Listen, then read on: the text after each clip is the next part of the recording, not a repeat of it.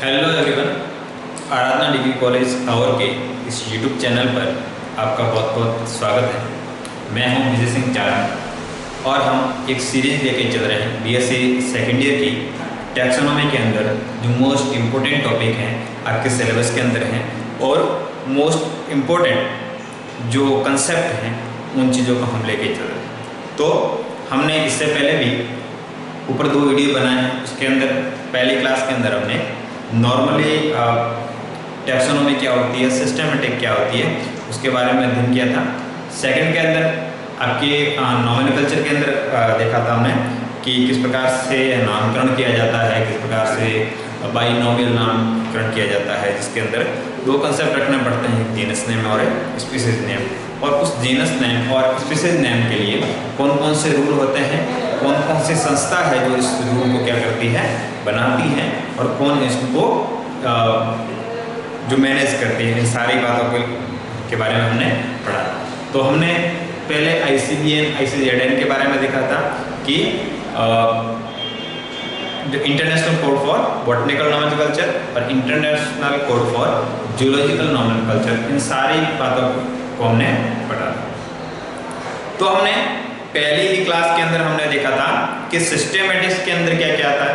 तो सिस्टेमेटिक्स के अंदर लिखा था हमने कि मोस्ट सबसे बड़ा जो कंपोनेंट आता है वो होता है आपका टैक्सोनॉमी, ठीक है। और उस टैक्सोनॉमी के अंदर हमने देखा था कि टैक्सोनॉमी के अंदर मुख्य 4 पॉइंट आप पढ़ते हो, जिसको अपन डिंक बोलते हैं। हमने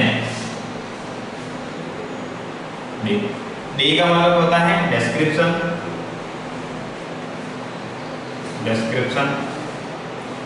आई का मतलब होता है इंट्रोडक्शन,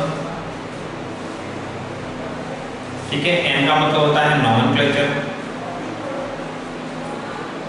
और सी का मतलब होता है क्लासिफिकेशन। तो डिस्क्रिप्शन, उसको विवरण देना कि क्या उनके बारे में इंपॉर्टेंट बात है, उनको इंट्रोडक्शन करना उनका कि मैंने जो स्पीसीज को देखा है उसकी पहचान क्या हो सकती है। अगर उसकी पहचान इससे पहले ज्ञात नहीं है तो उसका क्या करना, पहचान देना। पहचान कैसे दोगे, उसका कोई न कोई क्या करोगे, नामकरण करोगे। नामकरण कैसे करोगे, तो नामकरण के लिए हमने इससे पहले वाली क्लास पढ़ी है कि कोई द्विनाम पद्धति के तहत हम क्या करते हैं, उनका नामकरण करते हैं। तीसरा आपका पॉइंट, चौथा पॉइंट जो आपका है क्लासिफिकेशन। तो अभी तक हम ये 3 पॉइंट को डिस्कस कर चुके हैं, डिस्क्रिप्शन, इंट्रोडक्शन एंड नॉमेनक्लेचर। ये 3 बातों को हमने अभी तक पढ़ लिया है। आज की क्लास के अंदर हम पढ़ने वाले हैं क्लासिफिकेशन को। क्लासिफिकेशन को हिंदी में वर्गीकरण बोलते हैं।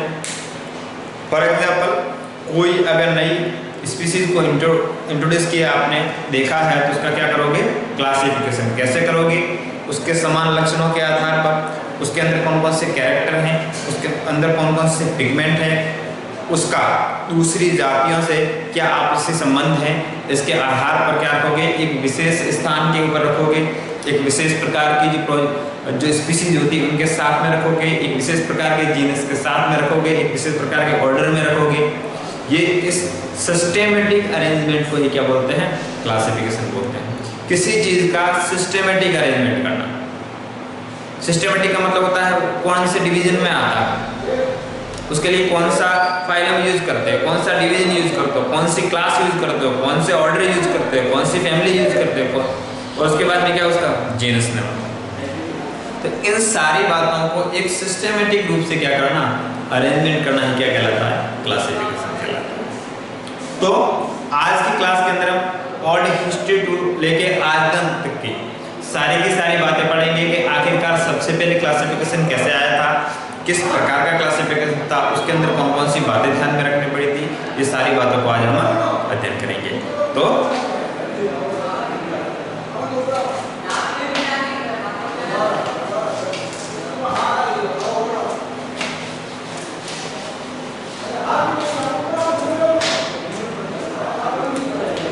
क्लासिफिकेशन,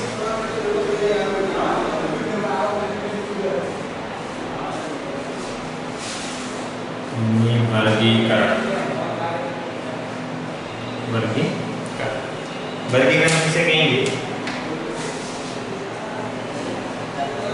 जीवों का उनकी आकारिकी लक्षणों, शारीरिक लक्षणों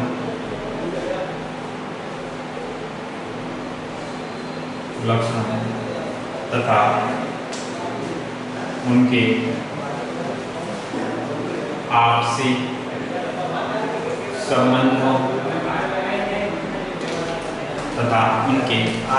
संबंधों के अनुसार जीवों का क्या करना, जीवों का वैज्ञानिक व्यवस्थापन करना वर्गीकरण कहलाता है।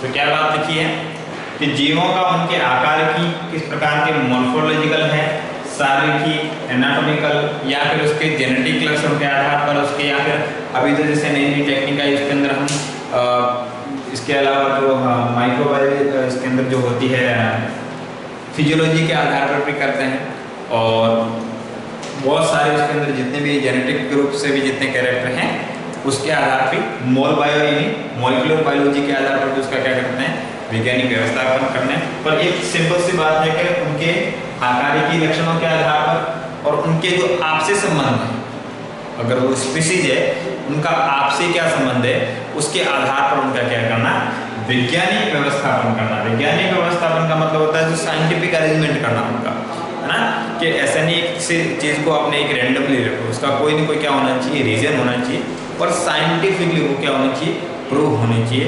उसको ही क्या बोलते हैं, क्लासिफिकेशन बोलते हैं। तो सर्वप्रथम जो क्लासिफिकेशन दिया था वो दिया था APD कैंडोल। तो सर्वप्रथम जो क्लासिफिकेशन दिया था वो दिया था APD कैंडोल।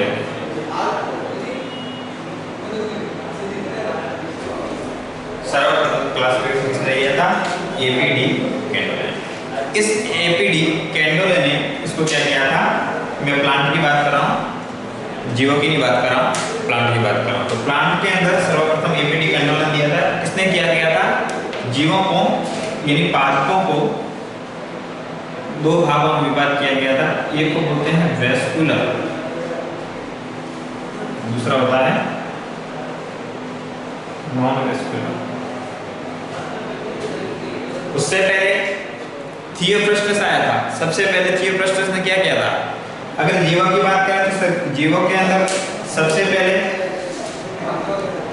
जीवों में सबसे पहले अरस्तु ने दिया था।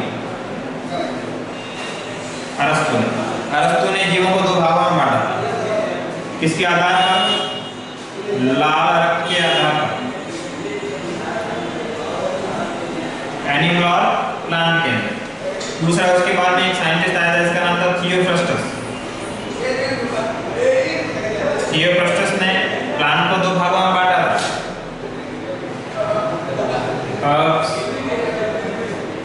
Shrub and tree. परंतु अगर पादपों का सही अगर जो क्लासिफिकेशन दिया था वो भी किसने दिया था, APD कैंडोल ने सर्वप्रथम दो भागों में बांटा था, एक को वेस्कुलर और नॉन वेस्कुलर। वेस्कुलर के अंदर रखा था इन्होंने ब्रायोफाइटा और एल्बिगो, और नॉन वेस्कुलर के अंदर इन्होंने रखा था ब्रायो एंड थैलोफाइटा। थैलोफाइटा और ब्रायोफाइटा को नॉन वेस्कुलर के अंदर रखा था। वेस्कुलर के अंदर रखा था pteridophyta. Pteridophyta is the first vascular plant, gymno and angle. ये किसमें आते हैं, नॉन वेस्कुलर के अंदर आते हैं, और नॉन वेस्कुलर के अंदर आता है ब्रायोफाइटा और थैलोफाइटा। तो आखिरकार ये जो क्लासिफिकेशन होते हैं वो कितने प्रकार के होते हैं, कौन कौन से इसके प्रकार हैं, वो सारी बात हम पढ़ेंगे। तो क्लासिफिकेशन मुख्यतः को हम क्लासिफिकेशन को तीन भागों के अंदर बांटेंगे। एक होता है एम्पिरिकल यानी अतर्कपूर्ण, दूसरा होता है रेशनल यानी तर्कपूर्ण, तीसरा होता है नेचुरल क्लासिफिकेशन। तो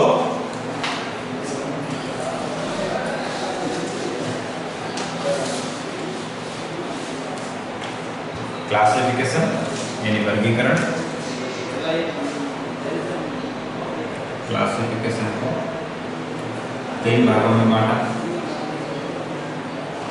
पहला होता है एम्पिरिकल यानी अतार्किक,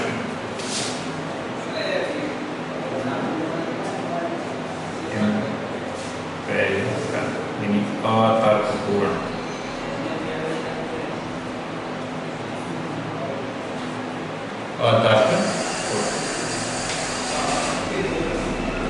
दूसरा होता है रेशनल। पहला एम्पिरिकल यानी अतर्कपूर्ण, इसमें हम पढ़ेंगे कि ये क्या है, अल्फाबेटिकली अरेंजमेंट होते थे, ये फ्लोरा और फौना बनाने के अंदर क्या आते थे, काम आते थे। दूसरा है रेशनल।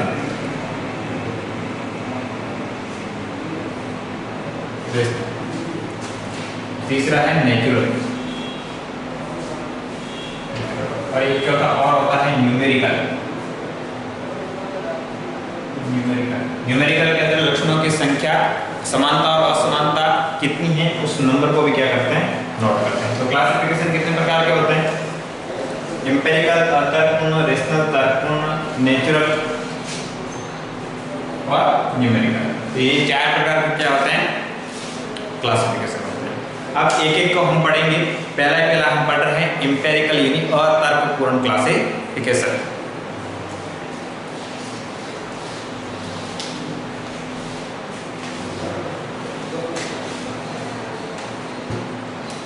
पहला होता है एम्पिरिकल।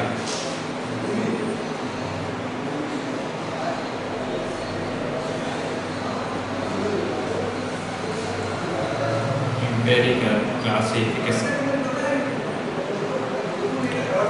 पहले समझ लेते हैं एम्पिरिकल क्लासिफिकेशन होता क्या है। एम्पिरिकल जो क्लासिफिकेशन होता है वो मोस्टली अल्फाबेटिकली अरेंजमेंट होता है उसका। जैसे किसी स्पीशीज का नाम ए से शुरू होता है तो उन सारों को किस में रख दिया, ए के अंदर रख दिया। ठीक है, 1 सेकेंड।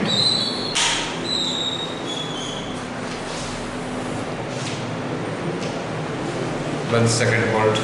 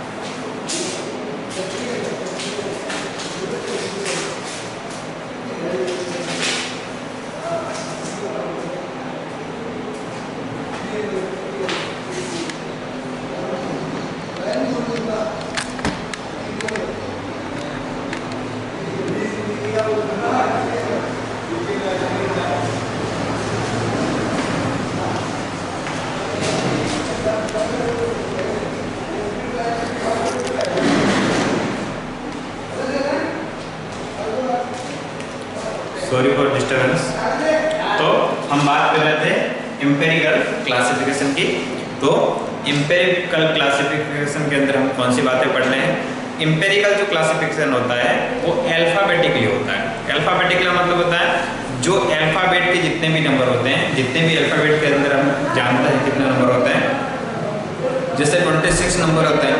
तो जैसे A to Z मतलब A नाम से शुरू होने वाले सारे के सारे ऑर्गेनिज्म को या सारे के सारे प्लांट को किसमें रखा गया? एक। B नाम से शुरू होने वाले B में, C को C में। तो इस प्रकार से हमने क्या किया? ग्रुपिज्म की। तो इस ग्रुप के अंदर प्रॉब्लम क्या थी कि इसके अंदर रैंडमली सारे के सारे, अब जैसे A के अंदर एल्गी भी आता है, A के अंदर एंजियोस्पर्म भी आता है ना? तो एल्गी और एंजियोस्पर्म दोनों को एक साथ कैसे रख सकते हो आप? इन दोनों में तो बहुत ज्यादा फर्क है। कोई भी स्पीशीज है, अगर वो बी से शुरू होता है तो उसको कैसे आप बी के अंदर रख सकते हो, है ना? तो ये सारी बातें हैं। और दूसरी इसकी प्रॉब्लम ये थी कि ये कम से कम 26 ही हो सकता है, क्योंकि अल्फाबेट कितनी है? 26 है, तो 26 ही हो सकता है, उससे ज़्यादा तो आप ग्रुप बना ही नहीं सकते ना। तो इस प्रकार का जो क्लासिफिकेशन होता है उनका जो यूज लिया जाता है पादपों के अंदर, ये प्लांट के अंदर फ्लोरा बनाने में या फिर एनिमल के अंदर फ्यूना बनाने में तैयार किया जाता है। ठीक है, पादपों का जो ग्रुप होता है उसको फ्लोरा बोलते हैं और जो एनिमल का जो ग्रुप होता है उसको फ्यूना बोलते हैं। तो एक एक बात हम डिस्कस करते जाएंगे।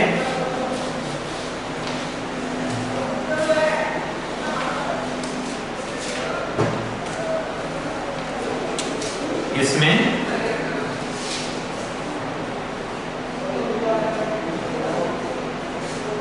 एम्पिरिकल क्लासिफिकेशन के अंदर इसमें पादपों को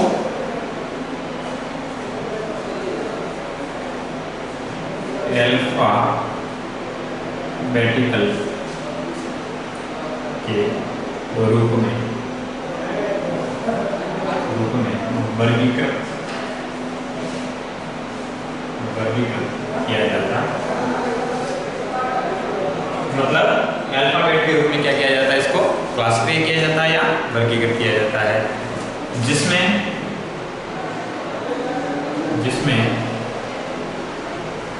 पादपों के अधिकतम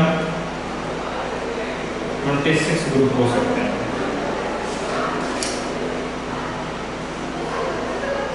जिसमें जो प्लांट का है मैक्सिमम कितना ग्रुप हो सकता है? 26 ग्रुप हो सकता है, क्योंकि A to Z कितने होते हैं?